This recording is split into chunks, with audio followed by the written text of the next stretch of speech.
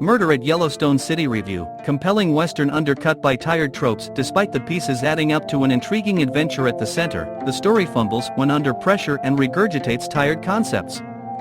Upon first reading the title Murder at Yellowstone City, one will assume that the western mystery is a part of Taylor Sheridan's ever-expanding Yellowstone franchise for Paramount. Alas, this is not true, but it would have been an ideal situation for this film. This western has many compelling pieces that force it to reach the dreaded 2+ hours range, ending on a note that will leave one wondering why the film wasn't a miniseries instead. Murder at Yellowstone City follows the inhabitants of the once prosperous, and now rundown, titular town. Yellowstone City has become a haven for folks pushed to the margins of society or are escaping their pasts. There is the bible-thumping clergyman Thaddeus Murphy, Thomas Jane, who is proficient in firearms and solving mysteries.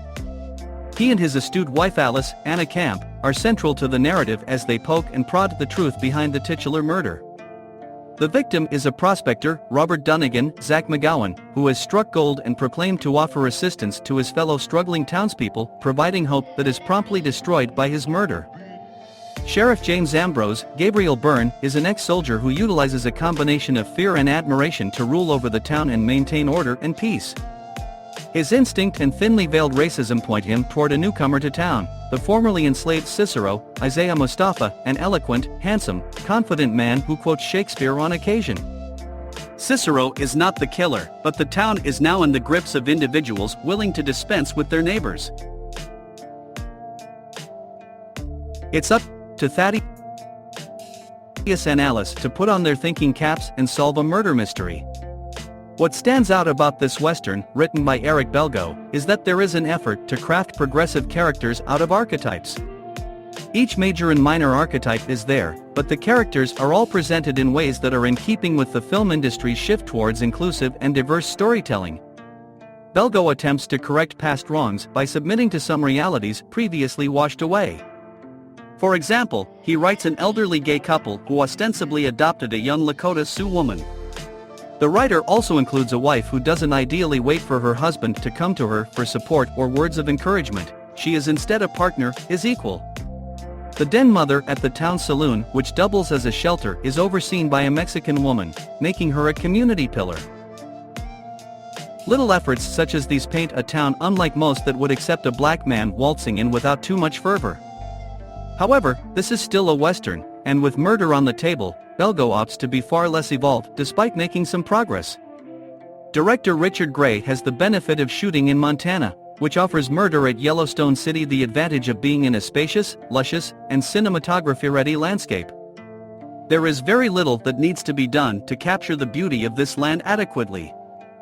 Furthermore, the film is handsomely crafted, and a decent array of filming techniques capture the detailed costuming, impressive production design, and the environment surrounding the small town. The film's primary downside, aside from the flimsy integration of non-white characters, is the movie's length. It meanders in parts and is slow when getting to the point.